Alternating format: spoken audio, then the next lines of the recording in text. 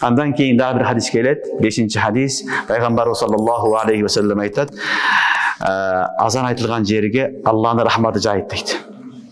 Аллахның рахматы жайыт, жана азап бала келбейт дейт. Аллахның рахматы жайыт, азап бала келбейт дейт Пайгамбар саллаллаху алейхи ва саллям. Демек, ошон үчүн азан жөнөкөй ибадат эмес. Аллаху акбар деп мешитке айтылдыбы? Ушул мешиттин тегерегине иншалла эмне болбойт? Азап келбейт. Кудай кааласа азап келбейт, бала келбейт, жамандык келбейт.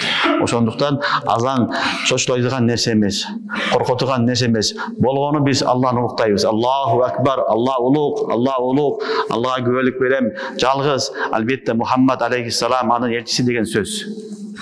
Кейін хайя алал салах, хайя алал фалах. Намазга келгиле, фалахка, бактылуулукка келгиле деген гана сөз. Аллаху акбар, ла илаха иллаллах. Башка эчтеке жок. Ошондуктан бул өтө чоң зикир, өтө чоң неамат. Буну кадырлаш керек. Азан айтуу балдар деген чоң ибадат.